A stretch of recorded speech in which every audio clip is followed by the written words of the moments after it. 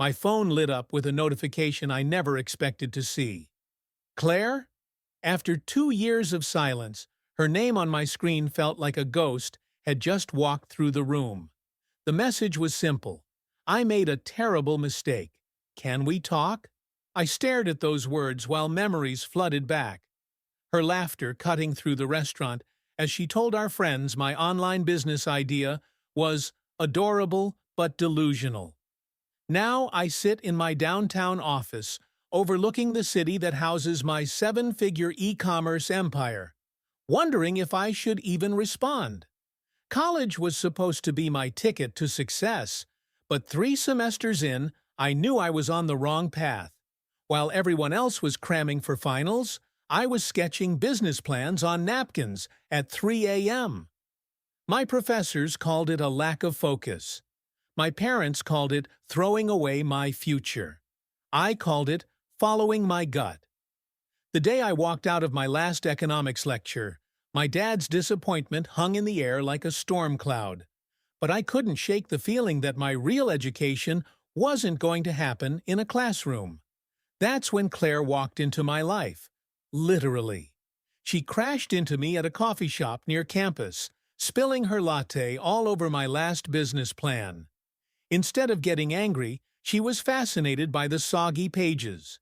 "You're actually trying to build something," she said, those bright hazel eyes scanning my ideas with genuine interest.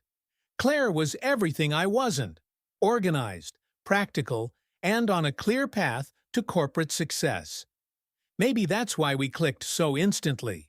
She was graduating with honors while I was dropping out, but somehow we balanced each other. Our first year together was electric. During the day, I'd stock shelves at Megamart for minimum wage, dragging myself through shifts that felt like they'd never end. But at night, I'd come alive in our tiny apartment, working on prototype after prototype, while Claire edited her resume for the 20th time. "You've got until I finish my MBA," she'd joke. "Then we need a real income from you." I'd laugh it off, but the pressure was real. My first 3 business attempts crashed and burned spectacularly. A custom t-shirt brand, a food delivery app, and a subscription box service that cost more to ship than we made. Each failure chipped away at Claire's confidence in me. That minimum wage job barely kept the lights on, but Claire never complained at first. She'd landed an entry-level position at Brunswick Financial and was climbing that corporate ladder with frightening efficiency. Every promotion celebration became a subtle reminder of my stagnation. "When are you going to get serious?" her mother would ask during family dinners, not even trying to hide her disapproval. Claire would squeeze my hand under the table, but I noticed those squeezes getting lighter each time. The growing gap between us became impossible to ignore. While Claire added power suits to her wardrobe and talked about quarterly projections, I was still in the same worn jeans, hunched over a laptop until sunrise, chasing a dream that seemed to be running faster than I could follow. "I believe in you," she'd say, but the slight hesitation before those words told a different story. Our arguments started small. Disagreements about money, about time, about priorities. Then they grew.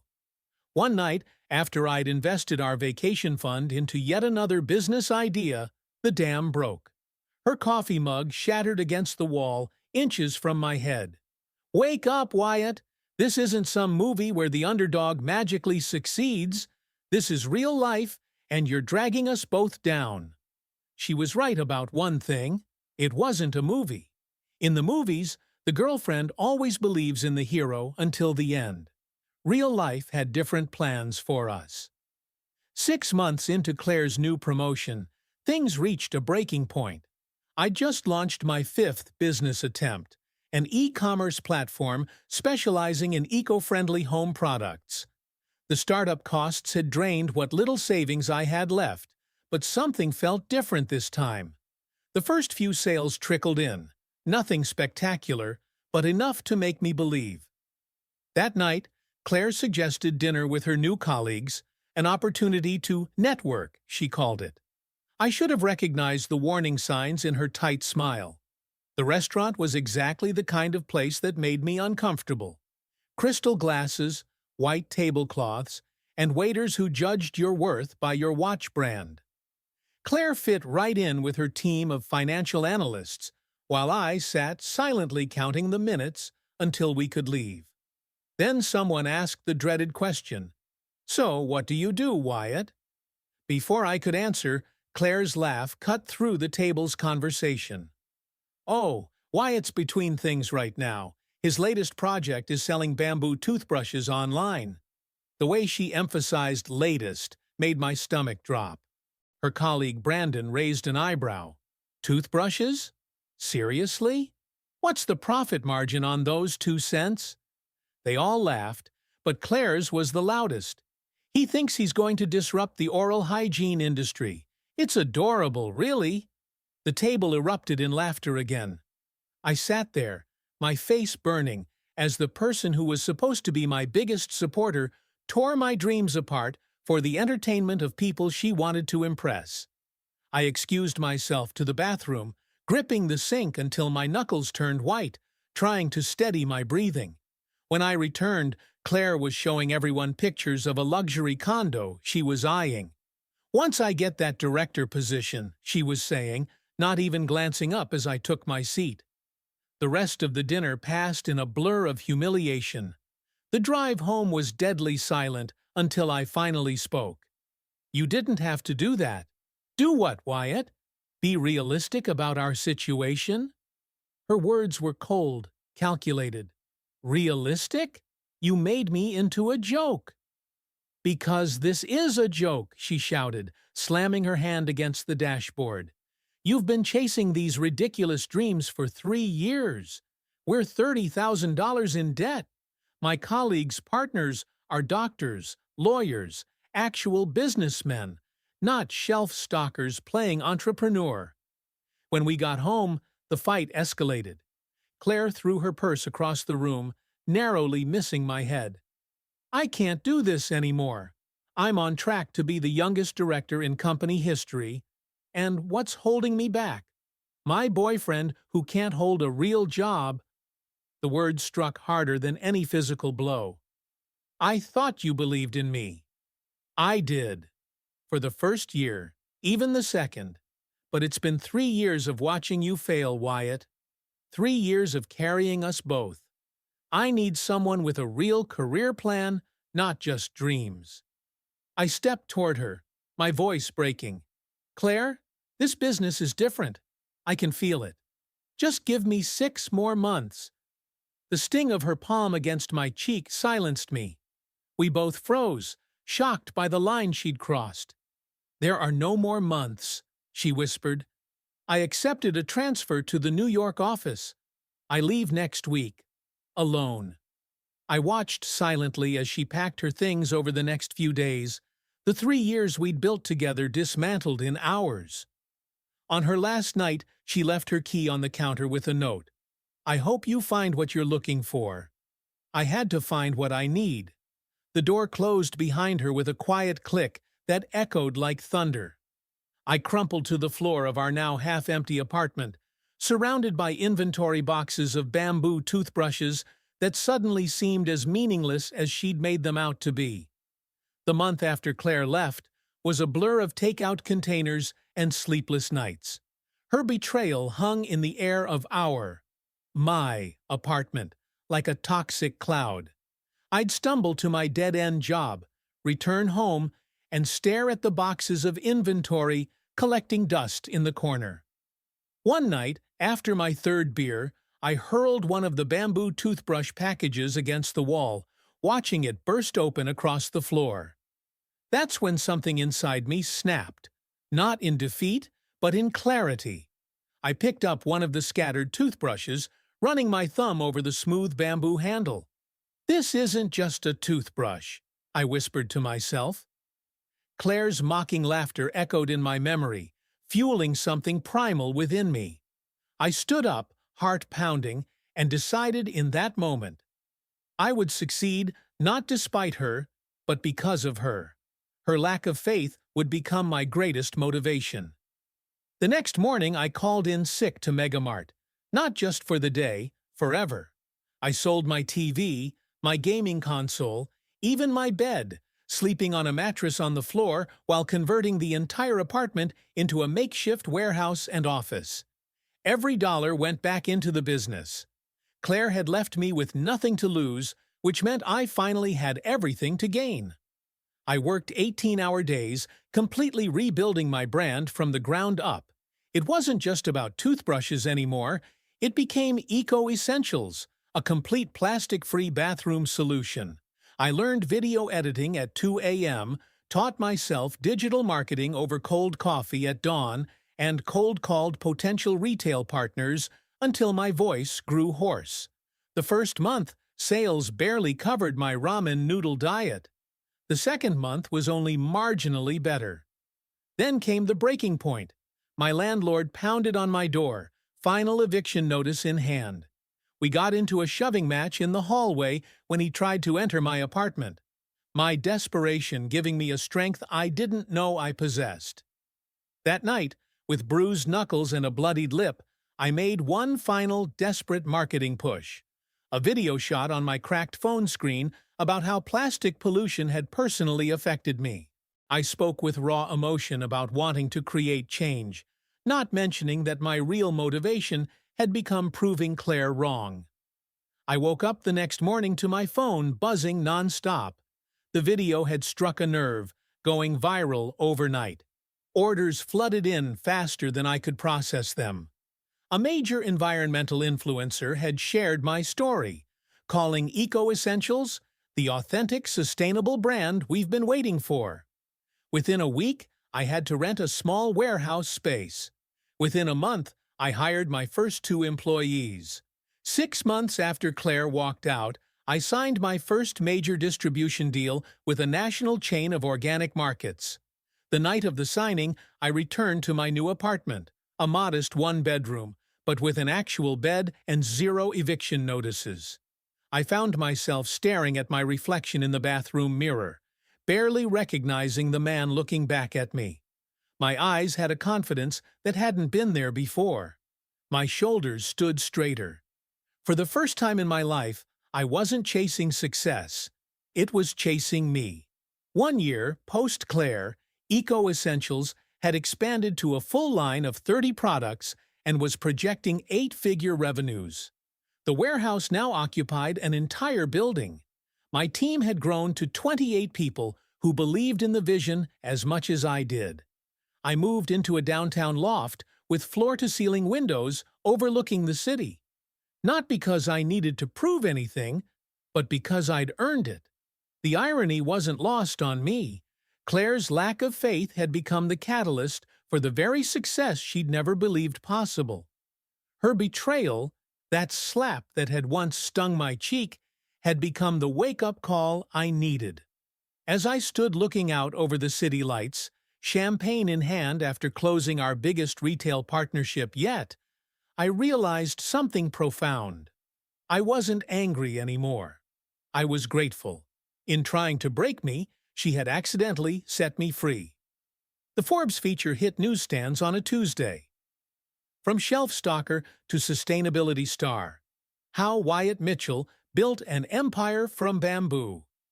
The irony wasn't lost on me. 2 years earlier, I couldn't even get my girlfriend to take my business seriously. Now I was staring at my own face on the cover of a magazine entrepreneurs dream about. My phone hadn't stopped buzzing with congratulatory messages all morning. Then it came. The text I'd somehow always known would arrive eventually. I made a terrible mistake. Can we talk? Claire's message sat on my screen like a time bomb. 2 years of silence, and now, coincidentally after my face was plastered across business publications, she wanted to talk. I didn't respond immediately, instead letting the sensation wash over me. This was the moment I'd fantasized about during countless late nights building my company. The moment when she'd realize what she'd thrown away.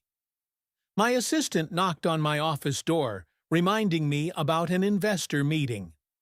Life had moved on. I had moved on. But curiosity got the better of me, and that evening I texted back, "Baristas, tomorrow, 4 p.m." The same coffee shop where we'd first met, where she'd spilled her latte on my business plan all those years ago. Some symmetry felt appropriate. When I walked in the next day, I spotted her immediately. Claire looked almost exactly the same, yet somehow completely different. The corporate polish was still there. Expensive haircut, tailored blazer. But something in her eyes had changed. She stood when she saw me, her coffee untouched. "Wyatt," she breathed, moving as if to hug me before thinking better of it. "You look incredible." I gestured for her to sit. "How's New York treating you?" "I left 6 months ago," she admitted. "Took a position back here. The director role wasn't what I thought it would be." Her fingers fidgeted with the cardboard sleeve on her cup. "I saw the Forbes piece. I always knew you'd make it." The lie hung between us, so blatant it was almost comical. I felt a laugh escape before I could stop it. "No, you didn't, Claire. You made it exceptionally clear what you thought of my chances." Her face flushed. "I was wrong. I was stressed about my own career and took it out on you. Not a day goes by that I don't regret how I handled things. You humiliated me in front of your colleagues. You physically slapped me. You abandoned our relationship when I needed your support most." My voice remained steady, but my hands clenched under the table. Tears welled in her eyes. "I know, it's unforgivable, but people make mistakes. Seeing what you've built, what you've become, it made me realize what really matters." She reached across the table for my hand. "We were good together once. We could be again. Better even." For a split second, I saw it. The future she was trying to sell. Her back in my life, enjoying the fruits of the labor she'd refused to believe in. Playing the role of the supportive partner she'd failed to be. The fantasy I'd clung to during those early dark days after she left. And then it evaporated. "The man you want now isn't the man you left then," I said quietly. "That's the problem." She leaned forward, voice dropping. "I still love you, Wyatt. I never stopped. Everything else is just details we can work through." "No." I stood up, feeling a strange sense of peace wash over me. "The details are everything. The details are who we really are when things get hard." Her composure cracked. "So this is what? Your revenge? Making me beg and then rejecting me?" She stood too, voice rising. "Is that what this little meeting was about?" Several heads turned in our direction. I remained calm. "This isn't revenge, Claire. Revenge would imply I've been carrying you with me all this time. The truth is, you leaving was the best thing that ever happened to me. Not just for my business. For me." She grabbed my arm, fingers digging in. "You don't mean that. We had plans. A future." I gently removed her hand. "Your slap woke me up in more ways than one. It showed me who you really were. Someone who would tear down what I loved most to build yourself up. Someone who only values success, not the struggle that creates it." "That's not fair." She was crying openly now, mascara tracking down her cheeks. "One mistake shouldn't define me."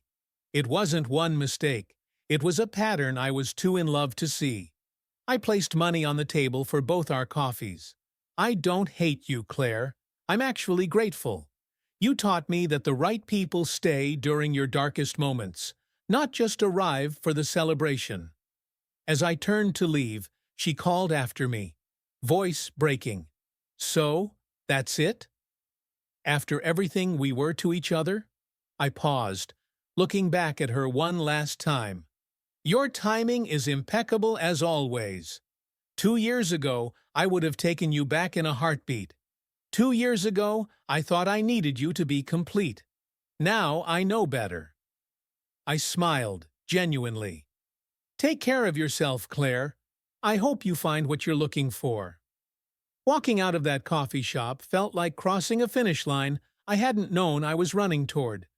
The revenge fantasy I'd nursed during those early days of building my company suddenly seemed small and insignificant compared to the person I'd become. Success wasn't about proving Claire wrong, it was about proving myself right. That night in my office, watching the city lights come alive below, I drafted an email to my team about our newest initiative, a scholarship program for young entrepreneurs from disadvantaged backgrounds. The true revenge wasn't in rejecting Claire, it was in becoming someone who no longer needed her approval, her validation, or her love. The biggest victory wasn't building a seven-figure business, it was building myself into someone who knew his own worth. Someone who understood that sometimes the people who walk away are making room for something better to arrive. Sometimes the rejection that breaks your heart also sets you free.